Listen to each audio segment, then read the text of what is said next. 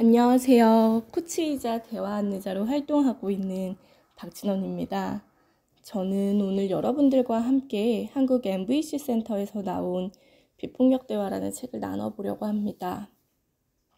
사실 이것은 제가 현재 운영하고 있는 대화훈련 6개월 연습 모임반 멤버들과 함께 읽고 있는 책인데요. 진도표에 맞춰서 같이 읽기는 하지만 아무래도 제가 이 책을 어떻게 읽고 있는지 영상을 찍어서 보내드리면 조금 더 책을 입체적으로 읽을 수 있지 않을까 하는 마음이 들어서 이렇게 함께 나눠보게 되었어요. 우선 저희는 이 책의 목차에 대해서 함께 먼저 나눠보도록 할게요. 이 책은 크게 14장으로 이루어져 있죠. 제1장에서는 마음으로 주기, MVC의 핵심이라고 표현되고 있는데요. 이것은 MVC의 핵심 철학에 대해서 다루고 있습니다. 그리고 제2장은 연민을 방해하는 대화인데요. 이것은 MVC, 즉 비폭력 대화, 즉 연민의 대화라고도 부르는 이 대화를 방해하는 요인에 대해서 몇 가지로 나누어서 다루고 있습니다. 그리고 제3장부터 6장까지는요. MVC 대화 모델에 대해서 하나하나 깊이 있게 좀 다룬다고 생각하시면 돼요. MVC는 크게 관찰, 느낌, 욕구, 부탁이라는 4가지 대화 모델 프로세스를 갖고 있는데요. 3장에서는 관찰에 대해서 다루고요. 4장에서는 느낌에 대해서 다루고요. 5장에서는 욕구에 대해서 다루고요. 6장에서는 부탁에 대해서 다룹니다. 그리고 7장과 8장은 공감에 대해서 다루고요. 제9장은 우리 자신과 연민으로 연결하기라는 챕터로서 제가 자주 말한 자기 대화 프로세스에 대해서 좀 다룬다고 보시면 됩니다.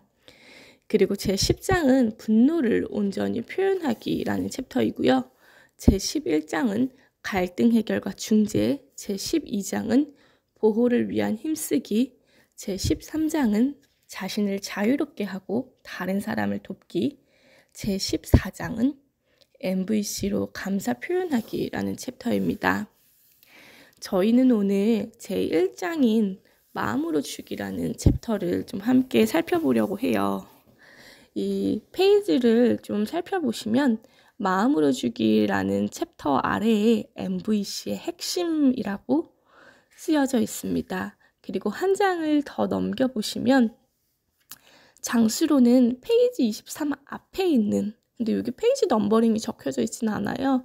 우리는 임의로 페이지 20이라고 가정을 하고 좀 살펴보면 마셜 로젠버그가 이 대문에 이렇게 써놨죠. 삶에서 내가 원하는 것은 가슴에서 우러나와 서로 주고받을 때 나와 다른 사람 사이에 흐르는 연민이다 라는 이야기를 합니다. 그리고 이 문장이 사실은 MVC 핵심 철학을 담고 있다라는 생각이 듭니다. 이 비폭력 대화 책을 쭉 읽어보면 이런 표현들이 있어요. 비폭력 대화는 단순한 대화법이 아니다. 오히려 한마디 말하지 않고도 그것에 대해서 전달할 수 있다는 표현이 있습니다. 이 말은 결국 그것의 철학, MVC의 핵심 철학을 얼마나 말하는 이가 나와 타인을 바라보는 시선으로서 갖고 있는지를 의미하는 것 같아요. 그래서 저는 여러분이 이 챕터를 읽으실 때 마음으로 준다라는 것은 정말 무엇이지? 라는 것을 머릿속에 한번 그려보면서 이 챕터를 덮었을 때 마음으로 준다라는 것은 정말 무엇이지? 라는 질문에 답해 보셨으면 좋겠습니다. 그럼 저희는 본격적으로 이 책에 대해서, 이 챕터에 대해서 좀 들어가 보도록 할게요. 페이지 26페이지를 살펴보면요. 이런 표현이 있어요. 맨 윗장인 페이지 26에서도 맨 윗쪽인데요. MVC를 익히면 습관적이고 자동적으로 반응하는 대신에 자신이 무엇을 관찰하고 느끼고 원하는가를 의식하게 된다라는 표현이 있습니다. 저는 우리가 여기에 한번 주목해 보았으면 좋겠어요. 사실 우리는 대부분 말하고 나서 후회하고 나를 상처 입히고 상대를 상처 입히는 경우는요. 내가 정말 습관적이고 자동적으로 반응했을 때예요. 아, 내가 그때 왜 그렇게 말했지? 아, 나도 모르게 그랬네? 라고 하면서 후회할 때는 사실은 내가 무엇을 관찰하고 그것으로부터 무엇을 느끼고 그 느낌 밑에 내가 사실은 원했던 것이 무엇이었는지 의식하고 말하기보다는 나도 모르게 순간 내가 습관적이고 자동적이고 반응적으로 한 말 때문에 후회하는 경우가 많습니다. 그런데 이 MVC, 비폭력 대화를 익히면 이렇게 습관적이고 자동적으로 반응하는 대신 내가 무엇을 관찰하고 느끼고 원하는가를 의식할 수 있게 된다고 합니다.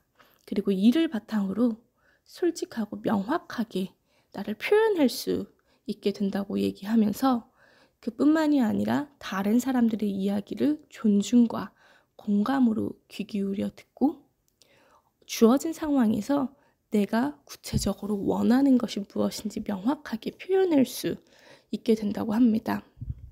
저는 결국에 내가 습관적이고 자동적으로 반응하지 않고 내가 무엇을 관찰하고 느끼고 원하는가를 의식하면서 대화하려면 결국 제가 항상 이야기했던 타인과의 대화가 잘 되려면 자기 대화가 먼저 잘 이루어져야 한다와 연결되어 있다는 생각이 듭니다. 이것이 자기 대화가 잘 되지 않으면 우리는 계속해서 습관적이고 자동적으로 반응하게 되기가 너무 쉽습니다. 그런 면에서 MVC는 자기 대화를 잘 할 수 있도록 돕게 해주는 정말 고마운 대화 도구라는 생각이 들어요. 그리고 쭉 아래로 내려가 보면요. 페이지 26페이지의 맨 아래쪽에 나는 MVC를 의사소통 방법 혹은 연민의 언어라고 부르지만 MVC는 단순한 방법론이나 말하는 기술이 아니다. 그것이 가진 더 깊은 의미는 우리가 원하는 것을 찾을 수 있는 곳에 우리의 의식을 집중하도록 계속해서 상기시켜주는 것이다 라는 표현이 있습니다. 저는 이 표현에도 참 눈길이 갔는데요. 어떤 면에서 눈길이 갔냐면 사실은 우리가 누군가랑 갈등할 때 정말 그 사람하고 갈등하고 싶어서 갈등하는 일은 굉장히 드문 일인 것 같아요. 사실은 그 사람하고 잘해보고 싶어서 사실은 그 사람하고 연결되고 싶어서 갈등하게 되는 경우가 사실은 많은 것 같습니다. 하지만 우리가 실질적으로 갈등을 할 때는 나도 모르게 이기는 싸움을 하게 되는 경우가 정말 많은 것 같아요. 하지만 그때마다 우리가 진짜 원하는 것은 이기기 위한 싸움이 아니라 그 사람하고 사이가 나빠지길 원하는 것이 아니라 내가 무엇을 관찰했고 그것으로부터 무엇을 느꼈고 그것으로부터 내가 원하는 것이 무엇이었는지를 잘 전달할 수 있다면 우리가 정말 원하는 것을 찾을 수 있는 곳에 의식을 집중하게 되는 것 같아요. 그래서 저는 아무래도 이 표현이 되게 눈길이 갔나 봐요. 그러면서 페이지 27 중반쯤 보면요. 삶에서 내가 원하는 것은 가슴에서 우러나와 서로 주고받을 때 나와 다른 사람 사이에서 흐르는 연민이다라는 표현이 다시 한번 나옵니다. 그러면서 루스 베버마이어가 지은 노랫말에 마음으로 주기라는 표현이 되게 잘 표현되어 있다고 얘기하는데요. 여러분이 한번 이 시를 음미하면서 이 노랫말을 음미해 보면서 정말 마음으로 준다라는 건 뭐지? 다시 한번 좀 고민하고 생각해 보셨으면 좋겠습니다. 그러면서 페이지 28에서는요. 또 이런 표현이 나옵니다. 맨 아랫부분인데요. MVC로 효과적인 대화를 하기 위해서는 상대방도 MVC 대화법을 이해하거나 내게 우호적으로 대하려는 마음이 있어야 하는 것은 아니다. 우리가 MVC의 기본 원리에 따라 오로지 연민의 마음으로 대화하는 데 관심에 초점을 두고 그것이 우리의 유일한 의도라는 점을 사람들이 이해하도록 모든 노력을 기울인다면 언젠간 다른 사람들은 우리와 함께 자연스럽게 서로 연민으로 대화할 수 있게 될 것이다 라는 표현이 있는데요. 즉, 상대방은 MVC 대화법을 몰라도 나만 잘 알고 있어도 우리는 언젠가 사람들과 자연스럽게 서로 연민으로 대화할 수 있다. 물론 나만 알고 있다고 해서 되는 거라기보다는 조금 더 이 책의 표현대로 들어가자면 정말 내가 이것이 유일한 의도라는 것을 사람들이 이해하도록 모든 노력을 기울인다라는 표현이 있습니다. 결국 내가 MVC의 철학대로 나와 상대방을 연민의 마음으로 바라보는 시선을 갖고 있다면 상대방이 MVC 대화를 알지 못하더라도 우리가 타고나게 있는 그 본성의 마음을 회복해서 서로 대화할 수 있게 된다라는 뜻인 것 같아요. 그러면서 페이지 29로 넘어가 보면요. MVC 대화 모델에 대해서 설명이 나와요. 역시 MVC 모델의 4가지 요소, 관찰, 느낌, 욕구, 부탁에 대해서 표현을 하는데요. 그러면서 페이지 31에서는 아까 제가 했던 말을 다시 한번 반복되는 표현이 나옵니다. 페이지 31의 마지막 부분 보면요. 말 한마디 하지 않고도 이 4가지 요소를 경험하는 것이, 이 4가지 요소라는 건 관찰, 느낌, 욕구, 부탁이거든요. 이 4가지 요소를 경험하는 것이 가능하다. MVC의 정수는 4가지 요소를 인식하는 우리 마음에 있는 것이지 그것이 실제로 주고받는 말에 있지 않다라는 표현이 나옵니다. 저는 이 표현을 보면서 한 가지 떠올랐던 게 있었어요. 저는 코치로서 많은 사람들을 코칭을 하기도 하지만 수없이 코칭을 많이 받기도 했거든요.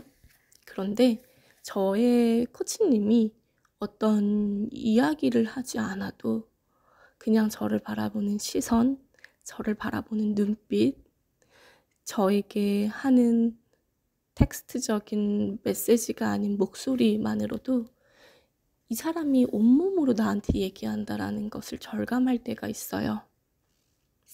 그것은 그 사람이 살아온 삶, 그 사람이 사람을 바라보는 태도가 결국엔 묻어나오는 것이라는 생각이 들었는데요.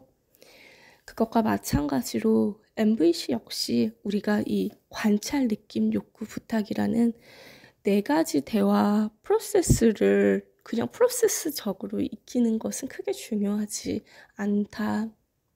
오히려 내가 이 철학에 의거해서 사람을 어떻게 바라보고 있는지, 나를 어떻게 바라보고 있는지, 일상을 어떻게 살아가고 있는지, 이것에서 한마디 말을 하지 않아도 상대방은 느낄 수 있다라는 의미인 것 같습니다. 그리고 저는 이것이 결국 마음으로 주기라는 MVC의 철학을 담고 있어야만 가능한 일이지 싶어요. 그래서 다시 한번 여러분들께 여쭤보고 싶습니다. 여러분은 마음으로 준다라는 게 무엇이라고 생각하나요? 여러분의 이야기를 듣고 제가 생각하는 이야기를 공유하고 싶은데 이게 쌍방향이 아니다 보니 제가 생각하는 의미에 대해서 좀 공유해볼까 해요. 저는 마음으로 준다라는 것은 그런데 그 전에 이거 약간 잠깐 멈춰보고 여러분이 스스로 마음으로 준다라는 것의 의미를 써보신 다음에 제 이야기를 들어보셨으면 좋겠어요. 저는 마음으로 준다라는 게 자신의 욕구 그리고 상대방의 욕구를 충분히 의식하면서 강요나 의무감에서가 아니라 자신의 선택으로 기꺼이 누군가에게 무언가를 주어서 그 사람의 삶에 기여할 때 진정한 기쁨을 느끼는 것을 의미한다라는 생각이 듭니다. 내 욕구만을 고려하는 것이 아니라 상대방의 욕구도 고려하고, 그런데 그것이 강요나 의무감이나 어떤 죄책감에서가 아니라 정말 내 선택으로 기꺼이 누군가에게 주어서 그 사람의 삶에 기여할 때 느끼는 기쁨을 정말 온 마음으로 준다라는 것이라는 생각이 듭니다. 여러분은 마음으로 준다라는 것의 의미를 어떻게 바라보셨을까요?